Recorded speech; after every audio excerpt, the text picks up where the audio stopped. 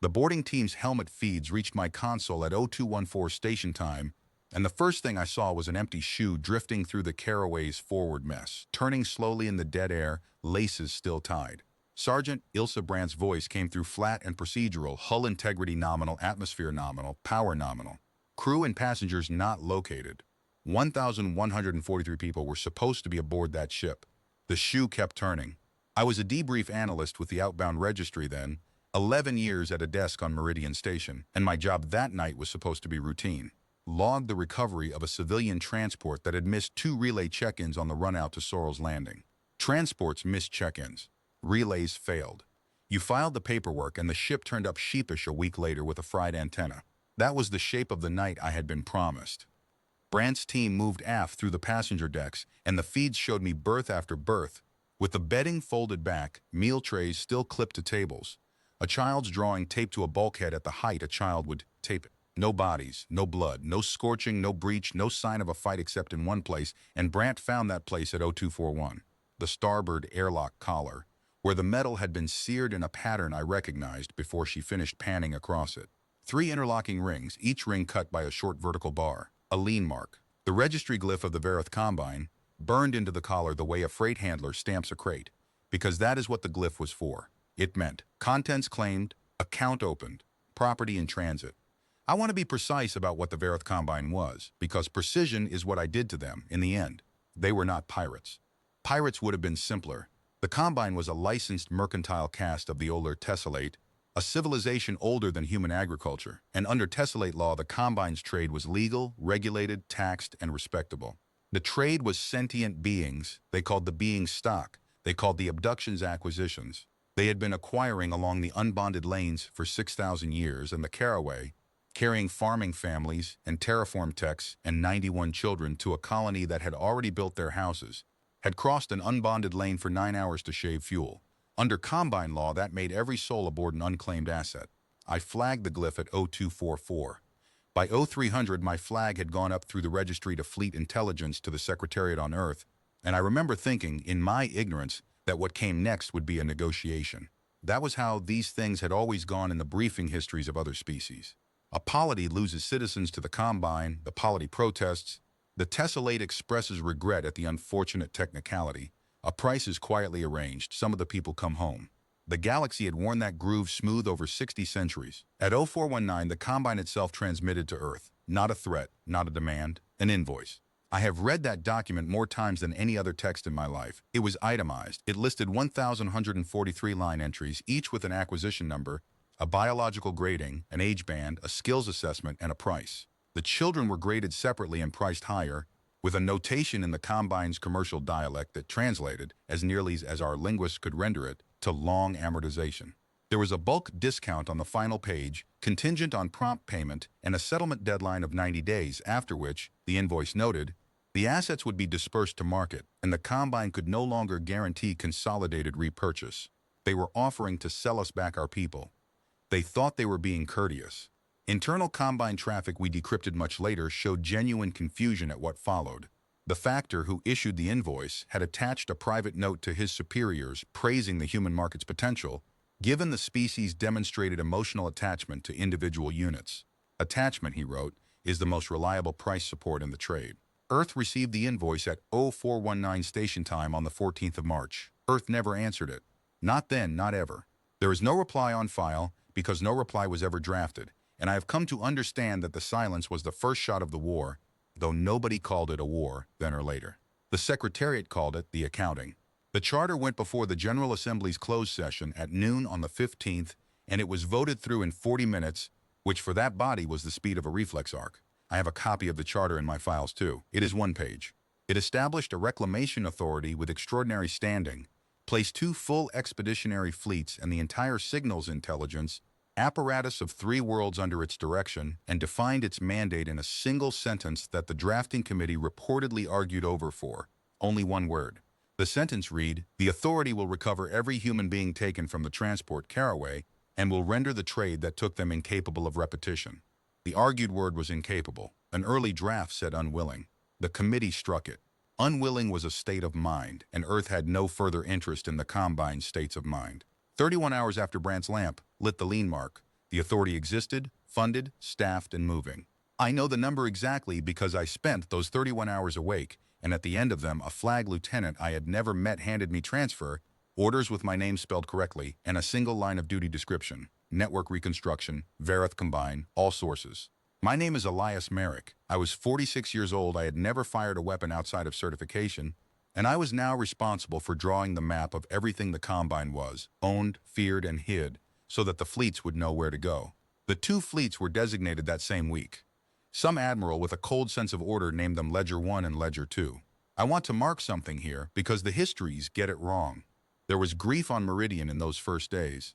The Caraway had shipped out of our own docks, and half the station had watched her families board. But I never once saw the grief become noise.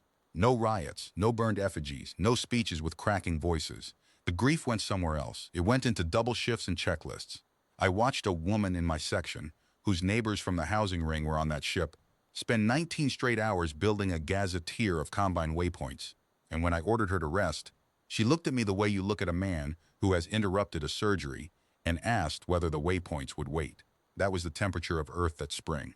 Not hot, I never saw it hot. It was the cold of a machine shop at night, every tool back on its peg, everything ready for the morning. The Combine, meanwhile, processed its acquisition. We reconstructed the logistics later, hour by hour, from seized records, and I will set them down once because the families asked me to, and because the record should hold it. The Caraway's people were taken off in 3 bulk lighters over 6 hours, sedated through the air system before the boarding so that there was no resistance to damage the stock. They were sorted at a transfer point in the Hesperine Deep, graded, marked with subdermal tally chips, and split into 9 consignments routed to 9 different markets. Because the Combine's actuaries had a rule against concentrated inventory risk, families were not kept together. Families were a packaging convenience of the source species, one sorting manual explained, and conveyed no obligation upon the carrier. 91 children went into 4 of the 9 consignments. The Combine's own manifests, in their own dialect, listed the youngest line entry as age band 1. Her acquisition number was 0779. Her name, which the manifest did not record, was Sella Marchetti, and she was 11 months old, and I am going to leave her there in the record, age band 1, long amortization, because no summary I could write would do the work that entry does on its own. By the end of March, I had a wall of the known Combine. 41 registered tally ships, 6 bonded transfer stations, 9 markets of the first rank, a clearinghouse called Bursa Null, where the lean archive lived, and above it all the patron houses of the tessellate who took their percentage and provided the legal weather. Below the wall I kept a second count, updated daily, that the whole section could see when they walked in. Humans recovered. 0. The 0 stayed up for 53 days, and every one of us looked at it every morning, on purpose. The first move was mine to recommend, and I recommended it without losing a night's sleep, then or since. A Combine tally ship, the registry number VK3311, was running the rim of the Hesperine Deep on a standard acquisition survey, fat, slow, and certain that no one in the galaxy had ever been foolish enough to touch a bonded Verith hull. On the 54th day, Ledger 1 detached 3 cruisers and took her, intact, in 19 minutes with her records cores still warm. Her master was an under-factor of the Combine, a being of middle rank and by his own lights, impeccable respectability, with the rings and bar glyph tattooed in ceremonial inks down both of his forearms, 1 ring for every 1,000 leans he held. He was brought to a fitted compartment on the authority ship Candor, 2 chairs and a table and good lighting, and on the 56th day of the accounting I sat down across from him, opened my folder, and began the work I would be doing in that room and rooms like it for the next 4 years. He spoke first, they usually did. He explained to me patiently in trade pidgin that I had made a category error, that his hull was bonded under tessellate seal, that the seizure exposed my species to lines it could not imagine, and that if his cargo schedule slipped, he would be obliged to bill us for the depreciation. He was not afraid. I want that understood. He had 6,000 years of legal weather at his back, and he genuinely believed I was a clerk who had mishandled a form. I let him finish. Then I took the first photograph out of my folder and set it on the table between us, facing him. It was the airlock collar of the Caraway, his cast mark burned into our metal, the empty corridor beyond it. I told him the authority recognized no liens, no bonds, no seals, and no depreciation. I told him Earth had opened an account of its own, that his Combine's name was at the top of it, and that I was the person sent to itemize what they owed. And then I asked him my first question, the question I would go on to ask, in that exact phrasing, of every broker and factor and registrar we took alive in the 4 years that followed, the question that the whole accounting hung from. I asked him where the people were. He did not answer the question that day.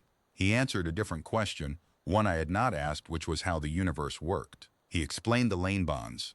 He explained the acquisition licenses. He explained that the word I kept using, taken, did not apply because taking required a prior owner and the persons in question had been unclaimed. He used the trade dialects term for them, which our linguists rendered as found goods. He was not taunting me. That is the part that took my section months to truly absorb, and some of them never did. He was not cruel the way a human is cruel. There was no appetite in it. He looked at 1 to 143 people the way a tide table looks at a drowning, and the alienness of that gaze was the single most useful thing he gave me. Because once I understood that the Combine could not be shamed, deterred, or morally exhausted, I stopped writing assessments that imagined they could be, and the accounting got simpler. What he gave me besides was his ship. Tally ship VK-3311 carried routing cores, and routing cores carried the bones of the network, bond codes, relay schedules, the handshake protocols a Combine hull used to identify itself to a bonded station. My section stripped those cores in 9 days of around-the-clock work. On the 10th day, I walked a single sheet of paper up to the authority director, Marguerite Ossie, a former logistics admiral with a voice like a door closing, and the sheet held one finding. Every consignment from the Caraway had passed through the transfer station at Hesperine Deep, and the station kept duplicate manifests because the Combine's actuaries did not trust their own captains. Ossie read it twice. Then she said the sentence that set the method for everything after. We will not chase the cargo. We will take the books, and the books will tell us where the cargo is. Hesperine Deep was a bonded station the size of a small moon's worth of scaffolding, hung in a brown dwarf system that no one owned, garrisoned by Combine security and wrapped in 6 millennia of certainty that its bond was its armor. Ledger 2 went in on the 71st day with 30 hulls, jammed the station's relay heads in the first 90 seconds, and put boarding battalions onto the docking spine before the Combine's watch officers had finished drafting their protest. The protest was actually transmitting while the Marines were cutting the records vault. I have heard the recording. It cites 41 statutes. The station's security cast did fight, at the vault and at the stockades, and I will not pretend the day was clean. The stockades were the holding decks where in-transit stock was penned, and the Combine Guard's standing doctrine, when a station fell, was to vent them, not from spite but from policy, because stock in hostile hands became evidence, and evidence carried liability. Brandt's Marines, the same Ilsa Brandt who had boarded the Caraway, reached the stockade atmosphere controls 4 minutes before the venting order completed its authorization chain. 4 minutes. The Combine ran on paperwork, and paperwork has a speed, and that speed, twice more in the years ahead, was the difference between recovery and a grave. 6 of Brandt's people died at the stockade gates. Corporal Anders Tovey, Lance Corporal Morel Okafor, and 4 names beside theirs that are cut into the memorial ring on Meridian now. I write them here because the histories of the accounting talk about its coldness, its machine precision, and they make it sound bloodless, and it was never bloodless. It was paid for. We simply did not spend the blood twice by spending it loudly. There were no humans at Hesperine Deep. The consignments had moved on weeks before. What there was the vault, and in the vault, the duplicate manifests, and in the manifests, for the first time, the routing, 9 consignments, 9 destinations, each one a market of the first rank. My section worked the names up within a day. Teddy's, the Auction Moon, the oldest market in the Combine Registry, the Spindle Yards, a labor exchange built into a hollowed comet head, Maru Ven, deep in the Tessellate's own territory, where the patron houses themselves bought, 6 more besides, strung across 400 light-years of legal weather, and the stockades at Hesperine Deep had not been empty. No humans, but 2,000 and some hundred beings of 11 other species, penned in transit, found goods from lanes their own polities had been too weak or too prudent to defend. The boarding battalions came out of the station with all of them. Ossie had given no order on the subject in advance, and when the question reached her, what disposition for non-human stock, her reply went out in the clear unencrypted on the common bands, and I believe to this day that the clear transmission was deliberate. The first page of a message Earth would spend 4 years writing to the whole watching galaxy. The reply read, "There is no such category aboard our ships. Land them, feed them, and find out where home is." The 0 on my section's wall stayed a 0, but under it that week someone taped a second line, hand-lettered. Others sent home, 2214. Ossie saw it on an inspection walk and looked at it for a moment and said nothing and left it. The Combine's response to Hesperine Deep was a lean. I am not translating loosely, that is what they did. They assessed the station's loss, its bond value, its disrupted contracts, and its depreciated goodwill, and they filed against Earth, through the Tessellate's commercial courts, a claim so large that the number had to be expressed in their actuarial notation. Then, having filed it, they considered the matter to be proceeding and went back to trade. Their patrol doctrine did not change for another 60 days. Their market schedules did not change at all. 6,000 years of weather had taught them that polities protest, posture, file counterclaims, and settle, and nothing in their archives described a species that did not file anything, said nothing in any court, and kept coming. The first thing that ever truly disturbed the underfactor on the candor in all my sessions with him was not a threat. I never threatened him. It was a date. I mentioned in passing the day's date by Earth reckoning, and he worked the arithmetic of how long the authority had existed and asked me, with the first hairline crack in his voice, when our claim period expired. When did the filing window close? How long, in other words, Earth was prepared to keep doing this before the law required us to settle and go home. I told him the charter had no expiration clause. I watched him try to find a place in his mind to put that and fail. A claim with no expiry was not, in his law, a claim at all. It was something his civilization had no instrument for measuring. And I saw him understand, before I understood it myself, that what was coming for the Combine was not a counterparty. It was a verdict. Meanwhile, the map on my wall grew teeth. Signals took apart the relay schedules from VK33311 and Hesperine Deep and began reading Combine commercial traffic and volume. And commercial traffic was everything, because the Combine had no separate military mind. Its security fleets moved when contracts moved. By midsummer, I could tell OSE, with confidence, where every registered tally ship would be 11 days out. The authority did not strike any of them. That restraint cost the section sleepless nights, watching acquisition surveys crawl the unbonded lanes and knowing what the surveys were for. But OSE's doctrine held. No raid would be spent on a ship when it could be saved for a market. And no market would be touched until we knew where every consignment had come to rest, because the first market to fall would teach the other 8 to scatter their stock, and scattered stock meant people dying in unrecorded holds. So we built and confirmed and cross-indexed, and the 0 stayed on the wall. 53 days, I said, the 0 lasted. On the 53rd day of that count, the 124th of the accounting, confirmation came in from a source I am still not permitted to describe, working inside the spindle yards, and the confirmation was a sales registry page with 86 acquisition numbers on it.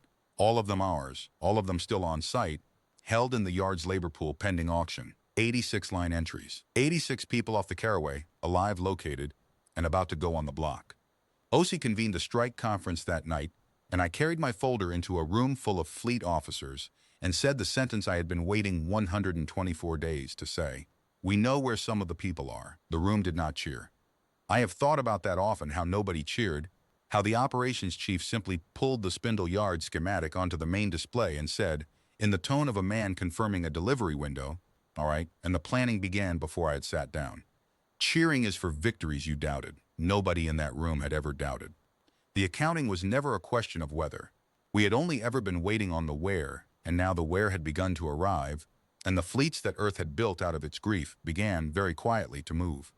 I went back to the candor while the strike force worked up, and I sat across from the underfactor, and for once I brought no folder and asked no questions. He had grown talkative by then, in the way of a being whose framework is failing him. He filled silences. He asked me whether Earth understood that even if we burned every market, the lanes themselves would remain, that trade abhors a vacuum, that in a century the Combine or something shaped like it would simply grow back. It was the closest thing to a real argument anyone of his caste ever put to me. I told him Earth had considered it, and that he was right, and that this was why the authorities' mandate was written against the trade and not the traders. We were not going to burn the Combine, I said. We were going to audit it out of existence, and then we were going to stand on the lanes ourselves, indefinitely, so that nothing shaped like it could ever find the room to grow. He said that standing on the lanes forever would cost more than the 143 were worth by any rational valuation. I told him that he had just described, more exactly than any human document ever managed, the precise reason his civilization was about to lose. And then I went back to my section and put the spindle yards at the top of the wall, and we took the markets in the order the ledgers gave them to us. And the long arithmetic of the answer began. The spindle yards fell on the 131st day, and I want to set down how, because the how became the template, and the template became the thing the galaxy still talks about when it talks about us. The yards were a labor exchange built into the cored-out head of a captured comet, 11 kilometers of galleries and pens and auction floors, garrisoned by a security cohort and clientage from 30 species who had come to buy. Ledger 1 arrived with 60 hulls and did not fire on the comet at all. The fleet took the system's relay net in the first minute, took the approach lanes in the first hour, and then simply enclosed the yards in a sphere of warships and let the place understand its situation. OC transmitted one sentence to the exchange's governing factor, and the sentence was not a demand for surrender. It was a notice of inspection. Every hull and dock was boarded. Every registry was seized. Every pen was opened, cataloged, and emptied. The clients from 30 species were sorted with a courtesy that several of them later described in depositions to their own governments as more frightening than violence. Those who held no sentient stock were escorted to their ships and released with their goods intact and a printed advisory in their own languages. Those who did were detained, their purchases freed, their funds confiscated against what the advisory called restitution at the source. The combined cohort that resisted was reduced by Marine battalions in 8 hours of gallery fighting that cost us 39 dead, and I will not soften that number, and the exchange's governing factor was taken at his desk, mid-filing. In the labor pool pens in Gallery 9, Brandt's battalion found the 86. I was not there. I have watched the helmet feeds the way I watch the caraways, and the moment that the histories all reproduce is the moment a terraform tech named Aldo Reyes, acquisition number 0203, understood through the sedative haze that the armored figure cutting his pen open had a human face behind the visor. The feeds record what he said, and it was not a cry or a prayer. He said, "How many of you came?" And Brandt, who in 11 years of service had answered every question by the book, looked at him through the visor and gave him the answer that ended up, without any directive from anyone, painted on dropship hulls and welded into bulkheads across 2 fleets before the year was out. "All of us," she said. "Everyone came."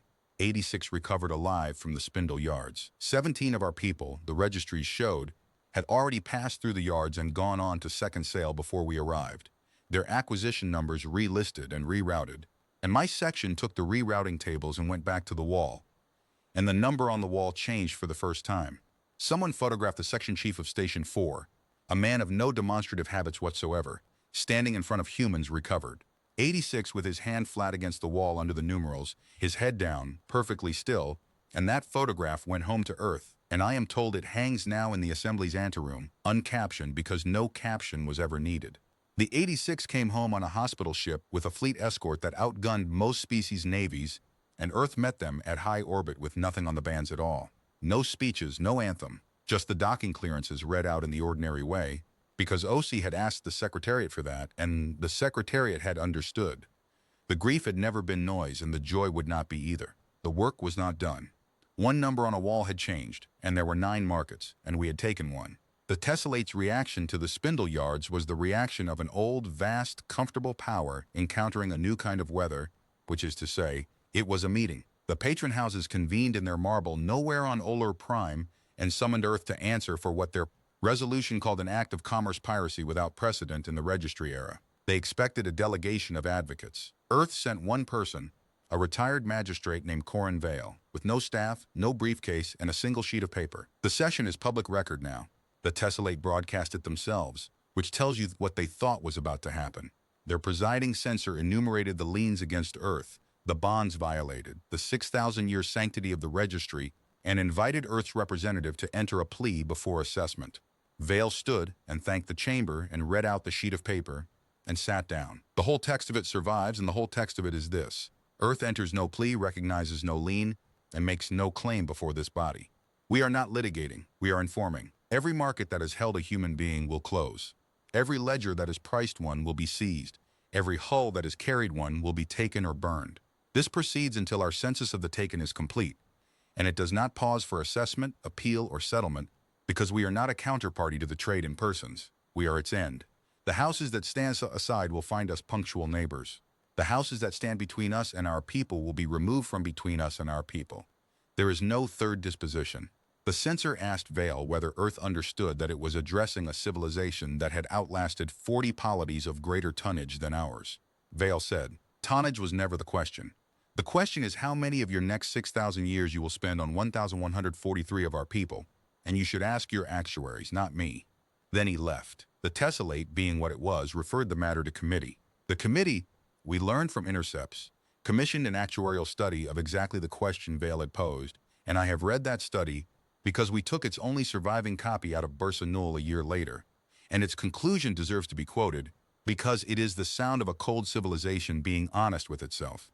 The human claim has no expiry, and the human appetite for cost is not modeled by any instrument in the registry. Continued patronage of the Combine converts a fixed loss of one caste into an unbounded loss of indeterminate scope. Recommend divestment. Divestment. They began very quietly to step back from their own slavers, not from conscience. From arithmetic, we had not asked for their conscience. We had priced their patronage and the price had been accepted, and that, more than any battle, is when I knew how the accounting would end. But divestment was slow and the markets were not waiting. Keaties, the auction moon, oldest of the 9, held 402 of our people, the largest single concentration off the caraway, and the Keaties market's governing factor was the same factor who had drafted the original invoice, the connoisseur of attachment. He had read the Spindleyard's reports more shrewdly than his peers. Stock that could not be safely held, his traffic showed him concluding, should be either dispersed below the registry's sightline into unrecorded private holds or repriced as leverage. In the second week of autumn, he transmitted to the authority directly. He had learned that much. Not to bother with Earth's silence toward invoices. His transmission noted that he held 402 human units in climate-stable accommodation, that the accommodation drew power from the market's central grid, and that any interference with the grid, such as, for example, a blockade or a boarding action, would regrettably compromise the unit's atmosphere within minutes. He proposed, in light of these operational realities, a renewed discussion of consolidated repurchase at a price reflecting what he called the demonstrated motivation of the buyer. He had taken 402 of our people hostage against our own coming, and he priced the hostage-taking as a market premium. Demonstrated motivation. I read that transmission, standing in the middle of my section at 0300, and around me 60 analysts read it on their own screens, and the room did not make a sound. And then Station 4's chief said quietly, to nobody, to everybody, he just told us his control architecture is centralized, and every console in the room turned at once to the Keaties grid schematics, because grief in our section had long ago finished becoming discipline, and discipline reads a hostage threat twice, once as an outrage, and the second time as a blueprint. OC gave my section 11 days to find the factor's atmosphere control authorities, map their authorization chain, and learn its speed. The chain, when we traced it, ran from the factor's own desk through 2 deputies to the grid stations, all of it on the market's commercial net, all of it built to the Combine's eternal pattern, lawful, orderly, documented, and slow. 4 minutes at Hesperine Deep. The Keaties chain, fully authorized, needed 9. 9 minutes. The fleets had crossed 400 light years on the strength of seized paperwork, and now 402 lives were going to come down to whether Earth could cross the last 9 minutes faster than a bureaucracy could murder. Ledger 1 and Ledger 2 were both committed. So as every special boarding asset 2 fleets possessed, and a piece of signals work my section spent 11 sleepless days assembling, of which I will tell what the families were told. The fleet would not jam the Keatis net, because a jam net triggers failsafes, and failsafes are their own kind of venting order. Instead, we would become the net. At the hour of the strike, the market's own commercial system, which had been quietly and progressively compromised for 11 days through the bonded relay protocols we had stripped out of tally ship VK3311 a year before, would continue to function perfectly, except that every authorization in the atmosphere chain would route to a server that said yes, confirmed, proceeding, and did nothing at all. The factor would give his order, and his own ledgers would lie to him, and tell him it was done, while it was not being done, and while it was not being done, Brandt's battalions would already be inside the accommodation decks. The strike conference set the hour. OC stood at the end of it and looked around the room, at the fleet officers and the signals chiefs and at me, and gave the only order of the whole accounting that I ever heard her give in a voice that was not procedural. "Gentlemen, ladies," she said, "the invoiced gentleman is holding our people over a switch he believes he controls. Go take his market, his switch, and his belief." Keaties was a moon of bone-colored rock under a swollen amber sun, and the market was a city of vaulted halls on its dayside, 6 millennia old, where the auction floors had names like the floors of cathedrals. The strike went in at local noon. I have heard people assume that was symbolism. It was orbital mechanics. Noon put the fleet's approach down the sunline inside the glare and cut the market's tracking horizon by 40 seconds. But I have never corrected anyone, because by then I understood that Earth had begun doing a thing rare in war. Everything we did for hard practical reasons kept arriving, in the galaxy's eyes shaped like judgment. The fleets took the orbitals in 11 minutes. The factor of Keaties, faced with 2,000 years of warship tonnage appearing out of his own noon, did exactly what we had built 11 days of signals work around. He reached his desk, entered his authorities, and ordered the accommodation decks vented. His ledgers told him it was done. Every screen on his desk confirmed atmosphere falling on the stock decks, assets compromising, leverage spending itself exactly as designed. We let his screens tell him that for the entire duration of the boarding, and the recording of his desk traffic across those minutes was entered, 2 years later into the Tessellate's own record at the proceedings that dissolved his caste, and the patron houses sat and listened to one of their licensed factors murder 402 beings on paper, calmly, line by line, as a price maneuver. We did not need to argue the morality of the trade after that. We just played the desk. Brandt's battalions came through the accommodation decks while the false net sang its lullaby to the factor's desk, and the decks were dark and pressurized and full, and 402 acquisition numbers were read off 402 subdermal chips, medics moving down the rows with handheld scanners, and the count came back whole. Everyone.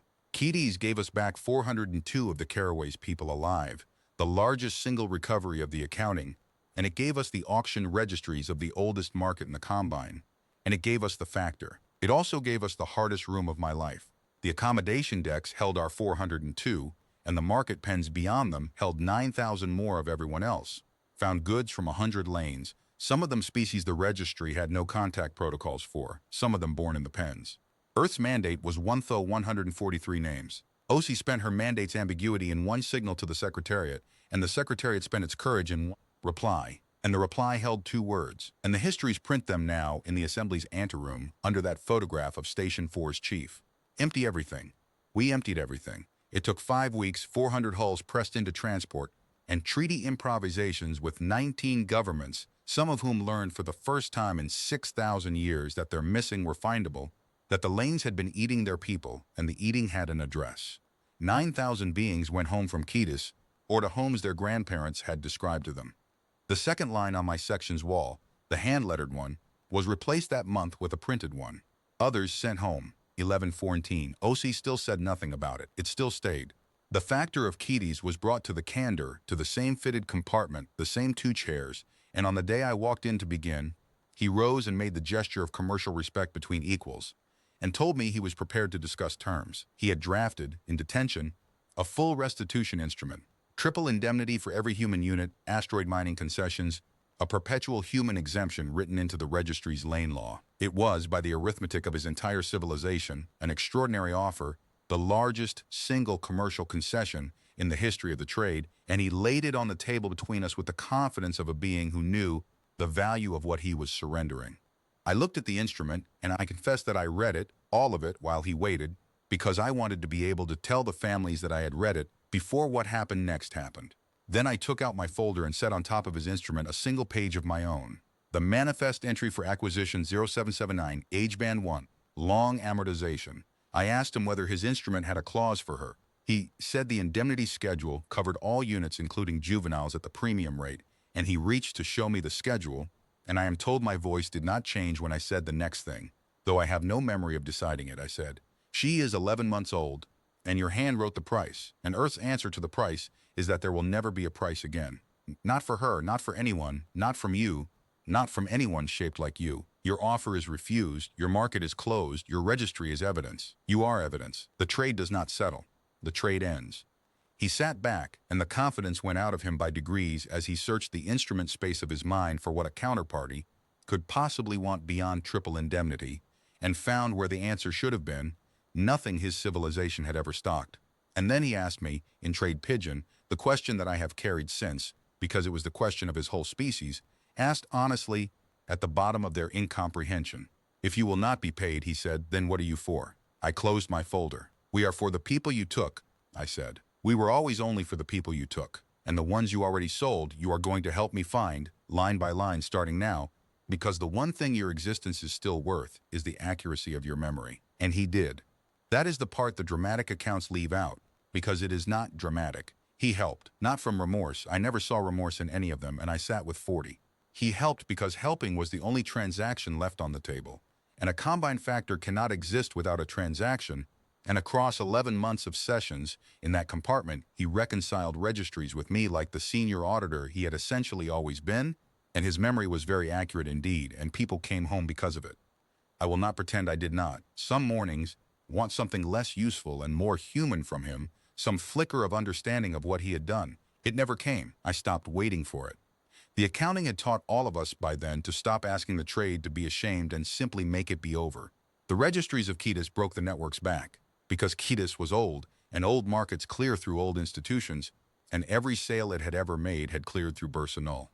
Bursa Null was the Combine's heart, and it was not a market. It was the lean archive, a banking station in deep space on the tessellate's inward marches, where the master record of every bond, every acquisition license, every title to every living being the Combine held or had ever sold was kept under a security the Combine believed absolute, because Bursa Null's protection was not its garrison, it was the patron house's guarantee.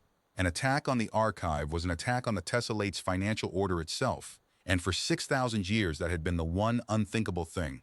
The tessellate's own actuaries had recommended divestment, but divestment had not yet become abandonment, and the houses still kept 3 patron war fleets on station within a week's transit of Bursa Null, and so the question that autumn was whether Earth's charter, which did not pause for assessment, appeal, or settlement, would pause for a peer war state's guarantee. My section's assessment went up to OC in winter, and it concluded that the Combine's remaining markets were already dispersing stock below the registry sightline into private holds, exactly as Ketis had contemplated, and that within a year the trade would go dark, and our remaining people would go dark with it, untraceable, unless the master archive was taken whole, because only Bursa Null knew where everything was.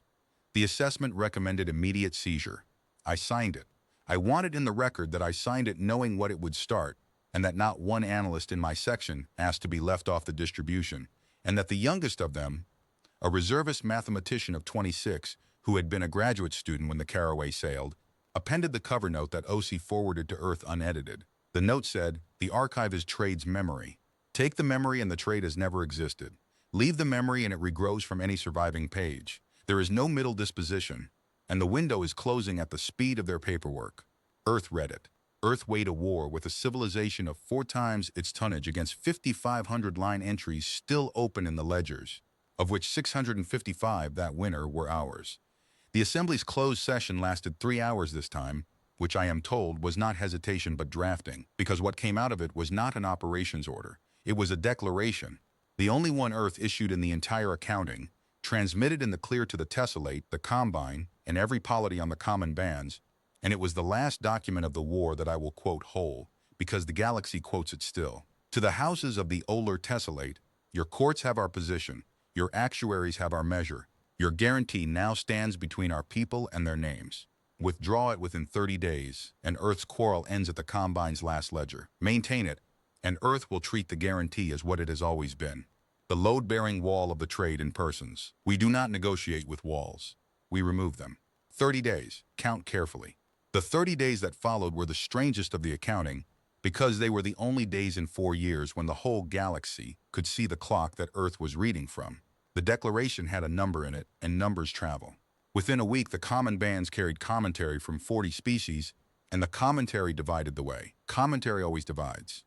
Between those who believed the deadline was theater, and those who had been to Hesperine, Deep, or the Spindle Yards, or Ketis, and had stopped using the word theater about anything human. The Combine's 6 remaining markets did not wait for the houses to decide. They read the declaration as what it was, a notice of inspection with a date on it, and they did the thing my section had warned about since the first year. They scattered. Stock went into bulk haulers under false manifests, into private holds, into the cargo decks of respectable third species carriers whose masters were paid not to scan. The market at Thren, whose holding galleries the trade called the cages, began liquidating inventory at panic prices, 50 lots a day, no grading, no warranty, the 6,000-year dignity of the registry dissolving into a fire sale. The exchange at Pell's Hollow tried the opposite course and went dark, sealed its docks, and began converting its galleries into something its traffic described as long-term secure warehousing, which my section read correctly as an attempt to become a vault.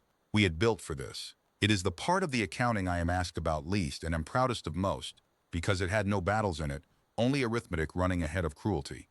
18 months earlier, OC had ordered a reserve held out of every fleet rotation 4 interdiction divisions, small fast hulls crewed heavy with boarding teams and medics, and they had spent those 18 months doing nothing but rehearsing one mission, profile, take a fleeing hauler intact mid-transit with live cargo aboard faster than a frightened crew can do harm.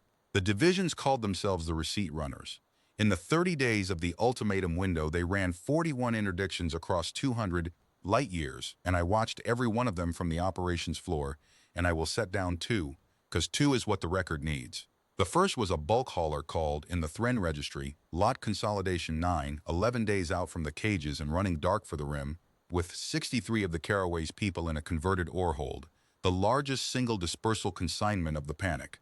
The receipt runners took her the way they had rehearsed 100 times, jammers first, engines fouled with netting charges, boarding tubes on the hold itself rather than the airlocks, cutting in through the one bulkhead their schematic said no venting line crossed. The hauler's master had a scuttle order half entered when the breaching frame came through his hold wall, and the boarding leader's report records what stopped him finishing it. And it was not a weapon.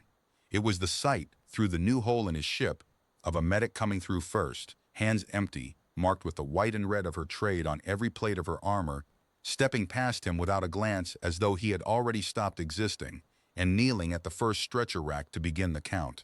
63 brought off alive. The master lived to be receipted, and his testimony at the restitution courts 2 years later included a sentence the prosecutors did not ask for.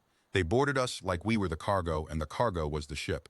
The second interdiction I will record was Lot Consolidation 4, and it is in the record for the opposite reason. The receipt runners reached her 9 minutes too late. 9 minutes again, that terrible recurring number of the accounting, and the master of this one had not hesitated. And 12 of our people came home as remains and as certainty, and the division stood down for one watch in their hangars, by no order anyone ever traced, and then went back out, and took the next 5 haulers in a row without a single loss of life on any deck.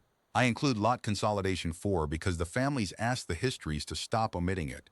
The accounting was not a machine that always arrived in time. It was people who knew the cost of every minute, spending themselves against the clock, and mostly winning, and carrying the 9 minutes they lost for the rest of their lives. Thren's fire sale ended in the 3rd week of the window, and it ended in a way that even the Tessellate's chroniclers, who by then were writing about us with the fascination of naturalists, admitted they had not foreseen. Earth attended the auction. 3 human factors in plain clothes, carrying bonded credit instruments through intermediaries that the Combine's own panic had made careless, bought 11 lots over 4 days, every lot containing a human being or a being whose government had asked Earth to act for it. And on the 5th day, when the cage's governing factor had satisfied himself that the new buyers were liquid and serious and had begun consolidating his remaining inventory for a single closing sale, the 3 factors presented themselves at his counting hall, identified themselves under the authority's seal, declared every instrument they had passed to be evidence in an open proceeding, and invited him to inspect the warships that had, during those same 4 days, taken up station beyond his moon's horizon. The cages surrendered without a shot. The trade press of 6 species reported that Earth had bought a slave market with its own paperwork and then arrested the paperwork. My section's after-action file is more austere. It records 912 beings recovered from Thren, of whom 31 were ours, and 1 governing factor taken at his desk, mid-filing, which by then had become a phrase in our reports the way it had become a fate in their cast. Pell's Hollow, the would-be vault, lasted until the 29th day. We did not assault it. We turned off its money. The publication of Bursa Null was still in the future, but the seizure of Kedes had given us the clearing codes of half the trade, and the authorities' financial section, 40 quiet people on Earth whom no history will ever film, spent the window methodically disconnecting the hollow from every bonded instrument it drew on. Fuel contracts, atmosphere consumables, garrison payroll, until the exchange that had sealed itself against boarding discovered it had sealed itself inside an account that no longer paid out. On the 29th day, its own garrison opened the docks, marched the factor cast to the receiving bay in restraints they had improvised from cargo strapping, and transmitted a single line asking whether wages earned guarding persons unlawfully held could be honorably converted to wages earned releasing them. OC's reply is in the record. Convert them. Start now. 44 of the Caraway's people came out of Pell's Hollow, and the garrison's wages were paid in full from the factor castee's confiscated bonds, at OC's specific direction, with a receipt. All through those 30 days, the sessions on the Candor continued, and the factor of Kedes reconciled registries with me, line by line, 1,100 sales a day cross-indexed against dispersal manifests, and it was in the 4th week in that fitted compartment that he looked up from a registry page and gave me unprompted the finding that shaped the last year of the war. The dispersables we were interdicting, he said, were the visible fraction. The Combine's junior factors had been selling below the sightline for longer than Earth knew, private placements, unrecorded, settled in physical bond script, And the only place the private trade's counterparties were recorded at all was the master script ledger at Bursanol, because even an unrecorded sale must clear somewhere, and 6,000 years of caste instinct had not been able to bear the thought of money moving with no entry anywhere. They had hidden the people from the registry, he said, but they could not bring themselves to hide the money from the archive. He said it with something adjacent to professional contempt, one auditor to another, and then he said the sentence I reported to Ose within the hour, the sentence that turned a banking raid into the hinge of everything. If you do not take the archive whole, you will recover the registered and lose the hidden. And the hidden are the young and the small and the easily kept, because that is what private buyers buy. I have been asked whether I believed him, this being who had priced attachment as a market premium and held 402 people over a switch. I believed him absolutely. Not his character, his bookkeeping. In 4 years of sessions across 40 brokers and factors, I never once caught one of them in an error of accounting, and that fidelity, which had been the trade's pride, became the trade's gallows, because everything they had ever done was written down somewhere in their own meticulous hand, and Earth had made itself, by patience and seizure and one long unblinking effort of reading, the only entity in the galaxy that wanted to read all of it. On the 30th day, the House's formal answer to the declaration arrived, and it was what we had assessed it would be, a request for a 60-day extension to convene a plenary commission on registry reform. Osi did not forward it to Earth for decision. Her authority covered it, and her reply covered one line, and the line said, "The commission may convene. The deadline stands." What the Houses did with their 30 days, and what came up out of the dark at the hour they ran out, I will come to. But I learned only afterward, with the rest of my section, that the fleets had been 11 weeks in the deep when the declaration was transmitted, that the 30 days had never been a window for the Houses at all. The Houses could have used them. They were real days. But Earth had not been waiting on the answer. Earth had been in motion the whole time, and the declaration was not a threat of what we might do. It was a courtesy notice of what was already underway, extended exactly once, in the clear, with the count. That is the fact I give the historians when they ask me to define the accounting in one image. Not the veil of sin, the 11 weeks. The galaxy spent 30 days debating whether Earth was bluffing, and Earth was already there, holding its breath in the dark off their archive, reading their relay traffic, waiting for its own deadline to expire so that the removal of the wall would be, like everything else we did, exactly on time and fully receipted. The Houses did not withdraw the guarantee. I do not believe they could have, any more than a cathedral can withdraw its foundation. 6,000 years of registry law rested on the principle that a bonded archive was inviolable, and to abandon Bursanol was to concede that the law was only weather after all, so they reinforced instead. 5 patron war fleets, the largest concentration of tessellate tonnage assembled in 9 centuries, took station around the archive in the 3rd week of the ultimatum, and their commanding house admiral, a being of ancient lineage called the Praver of Sen, transmitted to Earth a single line of high dialect verse, which our linguists rendered as, "The mountain does not count days." I have wondered since whether anyone on his bridges understood that Earth would actually come. I think they understood it the way you understand actuarial tables, as a number without a face. They had read our tonnage. They had not read us. Tonnage, as Vale had told their censor, was never the question. Earth came on the 31st day, at the hour the ultimatum expired, to the minute, and I want to record what Earth came with, because the galaxy's histories still argue about it. Not a secret weapon. There was no secret weapon, no hidden science, no miracle hull. The authority had spent 4 years learning the Combine's network, and the network included the patron fleet's own logistics, because the House's warships moved on the same bonded relay protocols as everything else in their orderly, documented, 6,000-year-old world, and my section had owned those protocols since tally ship VK33111. We knew their deployment schedules, their fuel states, their munitions consignments, their relief rotations.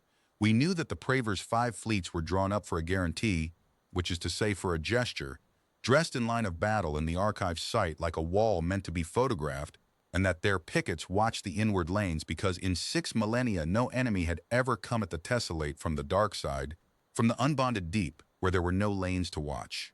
Ledger 1 and Ledger 2 were already there, dark and silent at the end of the long crossing the declaration had concealed, running on logistics trains Earth had built across 4 years for exactly this purpose. The histories call the engagement the Veil of Sen. The Praver's screens called it nothing at all for the first 90 seconds, because the fleets of Earth arrived inside his formation's blind bearing with his own relay net reporting all lanes clear, and the first thing 5 patron fleets knew of the battle was their flagships losing their relay heads, all of them in the same minute, to firing solutions that had been computed during the crossing and updated by his own logistics traffic. I was on the Candor's operations deck, 4 light minutes back with the Archive Assault Group, and I watched the Veil of Sen happen as a wall of telemetry. And what I remember is the silence of it, not the vacuum silence, the rooms. 2,000 years of accumulated human naval doctrine executing at machine tempo, and 60 officers around me watching 5 fleets of a civilization 40 times our tonnage be taken apart by sequence, and nobody raised a voice the whole watch, because there was nothing to urge on and nothing to dread. The issue was decided before the first patron gun bore. It had been decided across 4 years of seized paperwork, and the battle was only the arithmetic being shown. The Praver's fleets fought with courage. I will give that to the record, because it is true and because no one of his species was left in a position to say it. Decapitated, blind, and surrounded by an enemy that maneuvered like a single organism, his squadrons reformed twice and counterattacked along the only axis available, and Earth's line took their charge, absorbed it, and disassembled it, and our cost at the Veil of Sen was 1,106 dead, 3 hulls lost outright and 9 crippled, and I set those numbers beside every cold thing I have written here so that no one mistakes what the coldness was made of. The fleets that broke the wall were crewed by volunteers oversubscribed 5-to-1, and the waiting lists in the Home Systems recruitment offices had that year an average age of 34 because the generation that signed was the generation that had watched the invoice arrive. The Praver of Sen struck his colors, a thing his house had not done in recorded history, when the arithmetic left him a choice between surrender and the annihilation of his remaining crews for a guarantee his own government's actuaries had already privately written off. He was treated with correctness. His wounded were taken aboard our hospital ships beside our own, and at the surrender ceremony, such as it was, conducted on a hangar deck in 12 minutes, because OC had a schedule, he asked her, through a linguist, this question his civilization had been asking in ascending registers for 4 years. He asked what Earth would demand of the Tessellate now that it had won. OC's answer went into the record and into the treaty both. Nothing, she said. We have no demands of the Tessellate. We never did. The wall is removed. We are going to the archive now to find our people, and the houses may send observers if they wish, and accountants, because everything we take from Bursa Null will be receipted. Receipted. I watched the Praver's face as the linguist rendered it, and I saw the same vertigo I had seen in the underfactor at the word incapable, in the factor of Ketes at the refusal of triple indemnity. Their whole order had braced for conquest, for tribute, for the boot they understood, and Earth kept arriving instead with clipboards and a census, wanting nothing they had, wanting only what they had taken, and the want had no bottom and no expiry and no price, and that I have concluded is what finally broke the trade's spine. Not the Veil of Sen, but the receipt book that came after it. You can negotiate with an empire's appetite. There is no negotiating with its bookkeeping. The assault group took Bursa Null intact 31 hours later. The archive's garrison, reading the Veil's telemetry, had assessed its contractual position and opened the docks, and the great vaults of the lien registry came into Earth's possession whole. The master record of every sale the Combine had cleared in 6,000 years, every license, every bond, every title to every living being, the entire trade's memory in one place, exactly as my young mathematician had written. The memory of the trade was ours, and we did to it the thing the Combine could neither anticipate nor survive. We published it. All of it. Open broadcast common bands, every polity, every species, 60 centuries of acquisition records translated and indexed and searchable, every lane the trade had eaten from, every world it had sold to, every house that had taken its percentage, and every single line entry of currently held stock with its location of record. The Combine had survived 6,000 years on the discretion of its ledgers, on a galaxy that suspected and preferred not to know. Earth made everyone know. 41 governments learned where their missing were within the first day, and most of them sent fleets. Some sent lawyers, a few sent both. The trade's customers learned that their purchases were now public records sitting in their houses, and began, in their thousands, quietly manumitting and repatriating ahead of whatever their own laws were about to become. The patron houses learned what their percentage had bought, itemized in their own notation with their own seals attached, and the Tessellate's commercial courts, the same courts that had docketed the Combine's lien against Earth, were buried within a season under restitution filings from 1,100 worlds.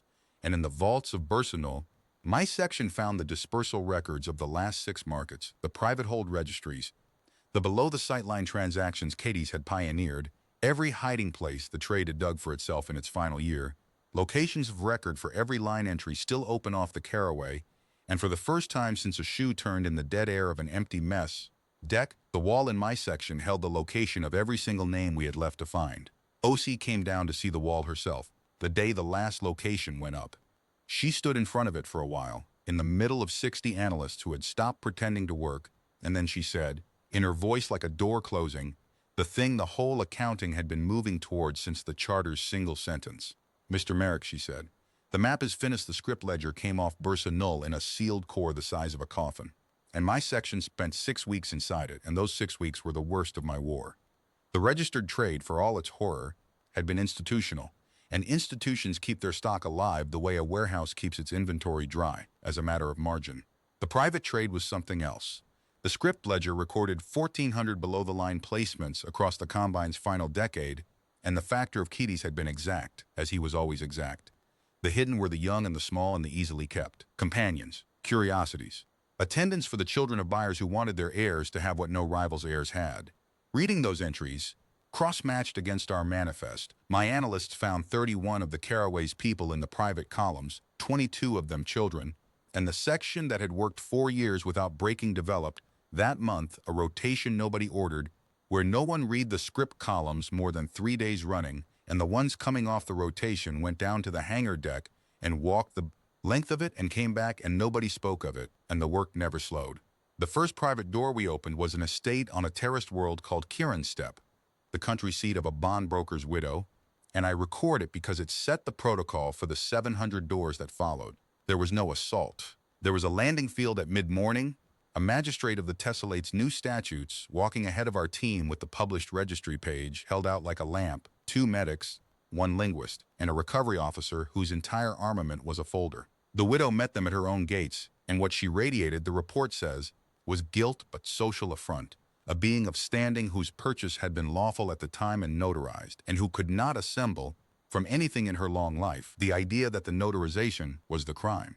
The 2 children of the Caraway, who had spent 3 years as the ornaments of her terrace garden, were brought out by her own staff, washed and dressed as if for an inspection, because to the last hour she understood the visit as a transfer of title. The recovery officer accepted the children and signed nothing and said to her, through the linguist, the sentence that went out afterward to every door team as standard text. And the sentence was this: there is no document for what is happening because nothing is being transferred. They were never yours. We are not taking them from you. We are ending the error that said they were here. The error. The Galaxy's commentators spent a season on that word. The Tessellate's jurists, retranslating it among themselves, found it more frightening than any threat the houses had modeled. Because a quarrel can be settled and a grievance can be paid, but an error is simply corrected, and the correction does not negotiate with the error's feelings, and they understood at last that this had been Earth's grammar since the silence after the invoice. Not vengeance, which bargains, but correction, which does not. The restitution courts convened that same season in the marble nowhere, under the censor who had once enumerated liens against Earth, and the reversal of that being deserves its line in the record. The censor had read the published archive like everyone else, and somewhere in 60 centuries of his own civilization's receipts he had found, the chroniclers say, the seal of his own ancestral house on a percentage, and whatever moved in him then produced the most relentless commercial jurist the Tessellate had, fielded in an age. The Combine's prime factorate, the 17 most senior beings of the cast, were taken at the inward customs lines in the first month of the courts, traveling separately, carrying converted script, and it was not Earth that took them. Their own magistrates made the arrests, on their own warrants drawn from our published pages, and OC, informed, issued no statement, and when I asked her about the silence, she said the thing I have repeated to every analyst I have trained since. She said, the point was never that we would always be the ones holding the warrant. The point was that someone always would. The doors themselves taught us a new tempo. The registered recoveries had been raids and sieges. The private recoveries were appointments, surreal in their calm, wrenching in their content. A mining magnate on the third moon of Ul surrendered a Caraway hydroponics engineer who had spent 3 years as the living centerpiece of his collection of rare laborers, and the man came up the ramp carrying tomato seedlings he refused to leave behind, raised from seeds he had kept in a twist of foil through grading and auction and sale, and the seedlings rode home in the medic bay's sample fridge with a guard the medics posted without being asked. An academic consortium on Sen adjacent surrendered a colony school teacher it had been keeping, with what it genuinely believed was enlightenment, as a consulting specimen on human pedagogy, and she walked off their campus correcting the consortium's farewell grammar and was asked at her debrief whether she wanted anything before the voyage home and said, "A class." They gave her one on the hospital ship, 11 recovered children who had missed 3 years of school, and the authorities' records show her on the teaching roster of Sorrel's Landing to this day. And there were the doorstep returns. As the court's dockets grew and the arrests reached higher, holders by the hundreds lost their nerve, and humans began to appear, unannounced, at the gates of Earth's new consulates and the ramps of our patrol hulls, delivered anonymously in the night by beings who hoped to vanish back into respectability before the registry pages reached their names. The authority faced its choice over this in one meeting, and I sat in it. The argument for pursuit was justice, and it was a real argument made by people I respected. The argument that won was made by the senior medic of the receipt runners, who had carried more of the recovered in her own arms than anyone alive, and she said, "Every hour a holder spends afraid of us with one of ours still under his roof is an hour our person spends in the keeping of someone desperate. Let the cowards bring them safe to the gate. The courts can have the brave ones." So Earth published a standing notice, the only lenience in the entire accounting, and its terms were exact. Any person of the caraway or any held being of any species, delivered unharmed to any human gate, would be received with no inquiry made of the deliverer at the gate itself. The notice did not promise the registry pages would never be read, and they were read, and the courts worked through them for a decade, but the gates stayed sacrosanct, and 91 of our people came home through them, and uncounted thousands of everyone else's, left in the night like foundlings by a civilization learning shame one coward at a time. I met one of the doorstep returns myself. The duty officer at the Meridian Consulate called my section at 0300 because the woman at the gate had given an acquisition number instead of a name, and the number was on my wall. She was a caraway agronomist, 40 years old, 4 years in the private keeping of a household that had treated her, she said, neither well nor badly, the way you treat a clock. I came down to the receiving room with her file, and she sat with her hands around a cup of actual coffee, the first in 4 years, and read her own manifest entry upside down across the table, the way analysts learn to read, and she looked up at me and asked one question. Not where her family was, the duty officer had already told her. Recovered at Kedis, alive, waiting. She asked, "Did you ever stop?" I told her the truth. I told her about the wall, and the zero that had stood on it for 53 days, and the morning ritual of 60 analysts looking at the zero on purpose, and the 4 years of the count never once pausing. Not for the courts, not for the battle, not for anything.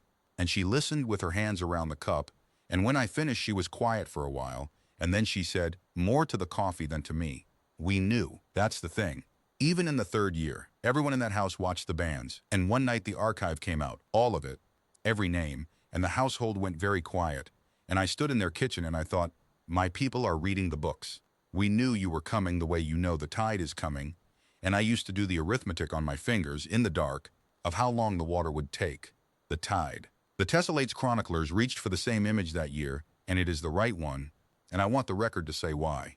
A tide is not furious. A tide does not hate the shore. It is simply the case that the water is coming, all of it. On a schedule the moon is already set, and no particular wave matters and no seawall changes the conclusion, and the only decision left to anyone standing on the sand is whether to walk to high ground with dignity or be carried there. By the middle of that final year, the galaxy had stopped asking what Earth would do and started asking only when it would be finished, and that question had an answer, and the answer was on a wall on Meridian Station, going down through the hundreds, through the tens, toward the small hard number that would never wash away, and the year of doors went on, door by door, name by name, toward the last of them. The recovery crews named that final year the year of doors, and the phrase is exact. After the Veil of Sen, there was no fleet left to fight and no market left to encircle, and the war became 10,000 doors, one after another, across 400 light years. A private hold under a trading house on Veldemir, where 3 agronomists off the caraway were found maintaining the gardens of a being who had paid for them in registered bonds and could not comprehend the crime since the bonds were registered. A sealed estate on the Tessellate's second world, where Brant's people came through the gates with the local magistrates beside them, because by then the Tessellate's own law was running ahead of us, the houses falling over themselves to demonstrate divestment, and the magistrates carried Earth's published registry pages like warrants. An orbital villa over Meruven, whose owner tried to claim diplomatic inviolability, and learned that the treaty clause he invoked had been redrafted at the Tessellate's own initiative, to exclude what their new statutes called, in high dialect, the holding of persons, the first time in 6,000 years their language had been made to put those words together as a crime. Maruven itself, the last market of the first rank, never had to be taken. It dissolved. The patron houses withdrew its bond 90 days after Bursa went public. Its factor caste fled inward and were arrested at their own kind's customs lines, traveling on registry papers that every customs officer in the Tessellate could now read against Earth's published index, and the auction halls were standing empty under their amber sun when Ledger 2's inspection teams finally walked them, boots echoing, cataloging fixtures for the restitution courts.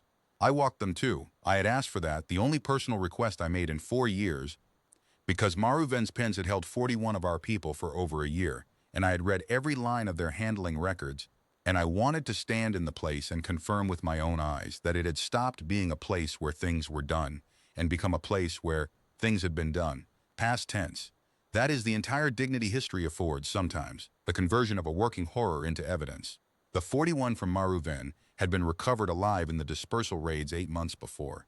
By the close of the year of doors, the wall on Meridian read humans recovered, 941, and the second number, the printed one, read others sent home, 214,608, and under both, in the smaller type that my section had fought the station's graphics office to keep, stood the third line, the one we never let anyone soften. Confirmed dead, 147. Records open, 55. 147 of the Caraway's people did not come home. I will not give them a paragraph each, though each has one in the authorities' final report. Every report written by an analyst who volunteered. Every family visited in person by an officer who had stood on one of the doors. Some died in transit holds in the first weeks, before we ever cracked a ledger of sedation dosing calibrated for other species' bodies. Some died of the trade's ordinary attrition, the attrition its actuaries had priced as breakage. 9 died at Tesser Minor when a private holder, reading the published registry and understanding what was coming up his orbital approaches, vented his hold rather than be receded, and Tesser Minor is the name in the accounting that the recovery crews do not say casually, and the holder of Tesser Minor was taken alive. And Earth did not execute him, because Earth executed no one in all the accounting. He was tried under the Tessellate's new statutes by his own kind in their marble nowhere, and the houses sentenced him to their oldest penalty, registry erasure, his name and line struck from 6,000 years of records, and I am not wise enough to say whether that was justice.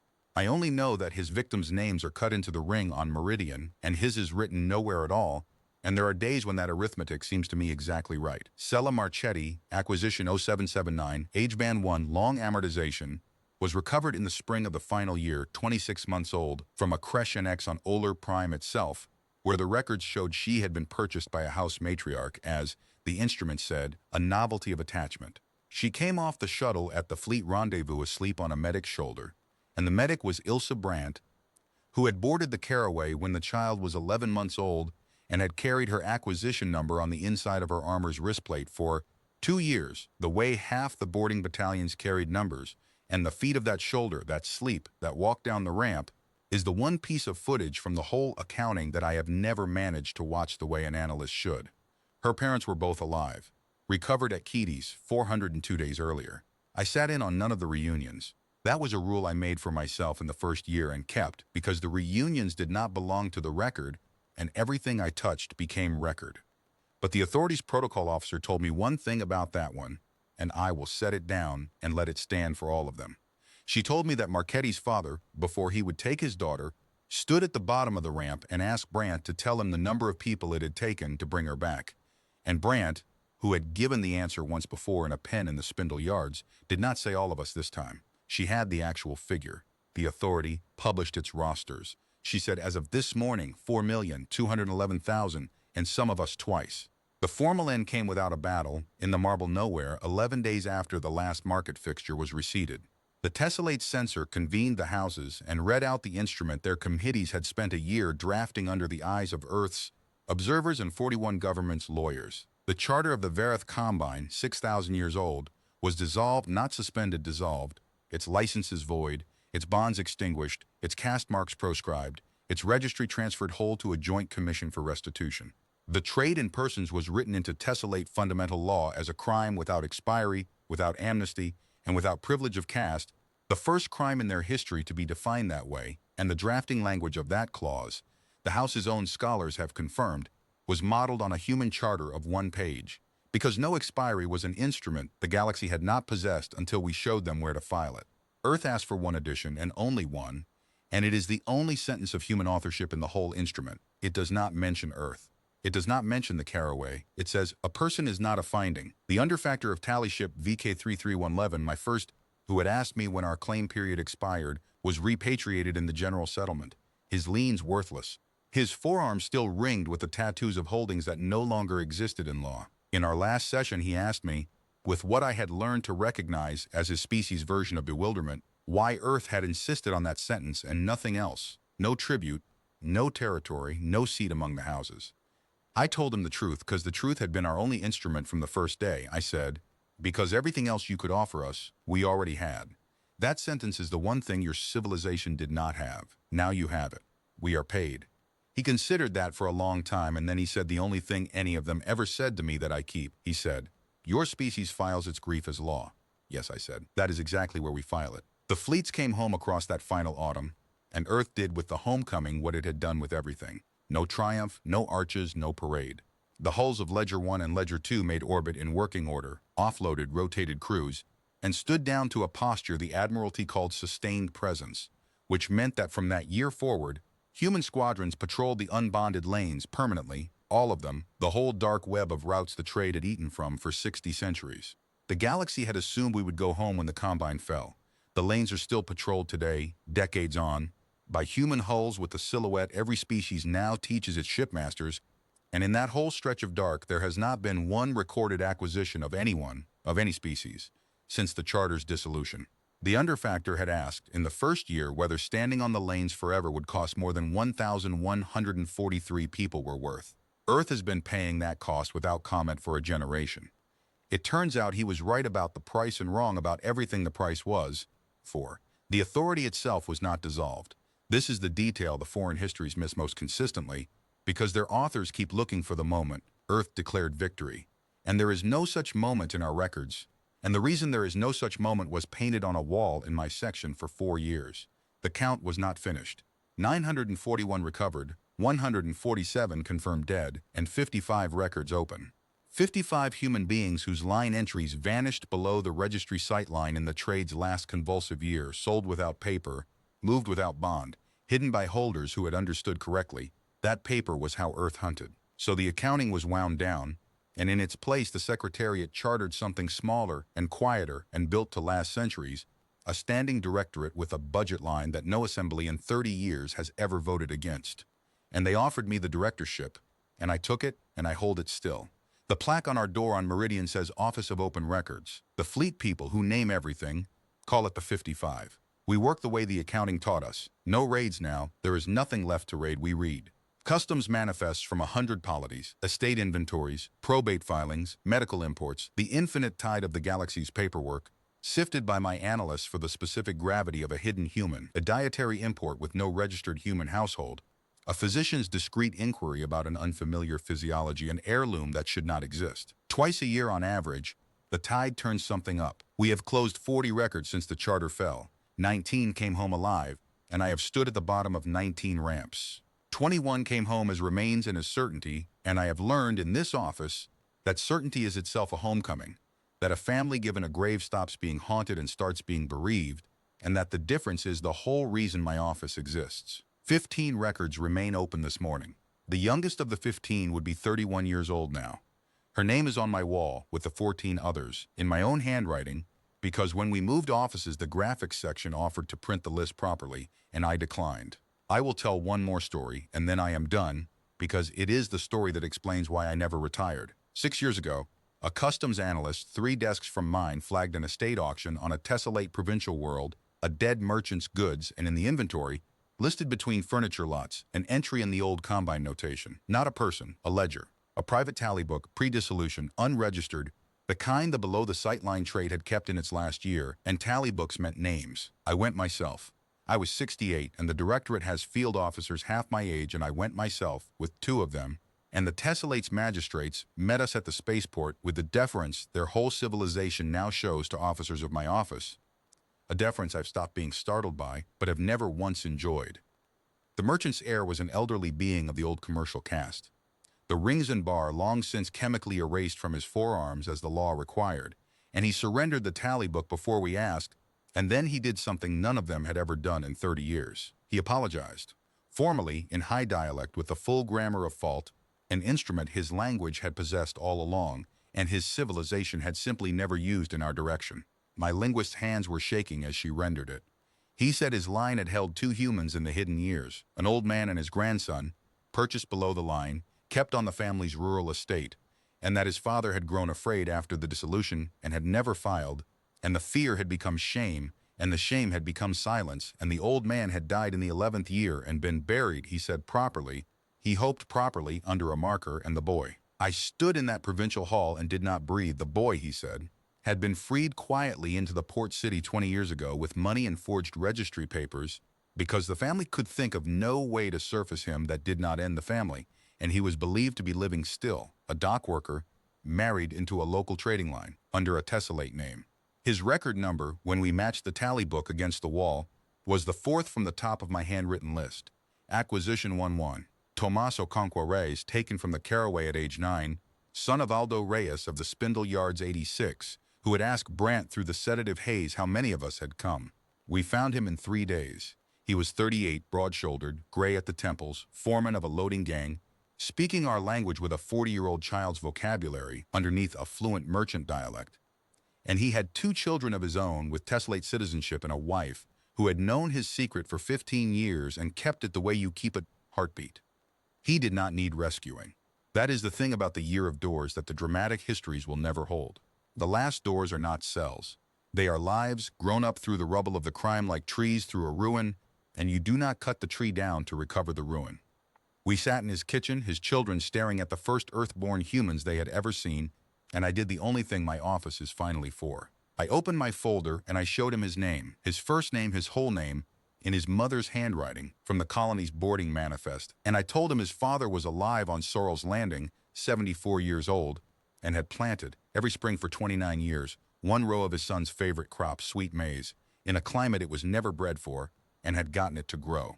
Tomaso Conqua Reyes put his hands flat on his kitchen table, the way a man does when the floor moves, and looked at his wife and his children, and then at me, and asked whether going home meant leaving home. And I told him what the accounting had taught Earth to say, the sentence under all the sentences, the one the charter and the receipts and the patrols and the published archive had all only ever been drafts of. No, I said. It means that from today, the distance between your 2 homes is a ticket and not a chain. Nothing is owed. Nothing expires. Whenever you are ready, the door is open, and it will stay open, because keeping that door open is the entire remaining business of the planet Earth. He came to Sorrel's Landing the following spring with his family in time for the planting.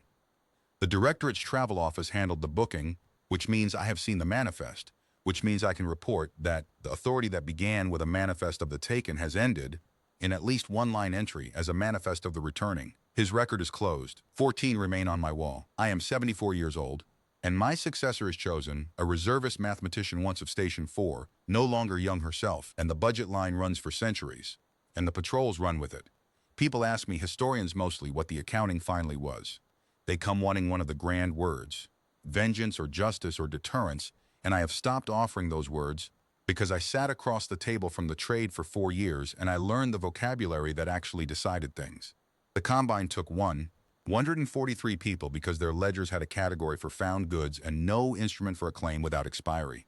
Earth's whole answer, the fleets, the receipts, the published archive, the broken wall at the Vale of Seine, the patrols that outlast me, was the construction of that missing instrument, in public, at scale, in a grammar even an actuary had to parse. That a person is not a finding, that the taking of one opens an account that cannot be settled, only closed, and that it closes one way, name by name, door by door, however long the doors take. The galaxy thinks we taught it a law. We did not. We taught it a definition. Everything else, the tonnage, the silence, the noon arrivals, was only the cost of getting one species to update one entry, and it was never too high, and I have signed my name to that arithmetic every working morning for 29 years. 14 names left. The lights in my office are on tonight, and they will be on tomorrow, and the year the last record closes, whoever sits at this desk will turn them off, and not 1 hour before. The trade kept perfect books for 6,000 years and never once understood what a ledger was for. It is not for pricing what you hold. It is for remembering what you owe until you have paid it. We remember. We are still paying. The account stays open until everyone is home.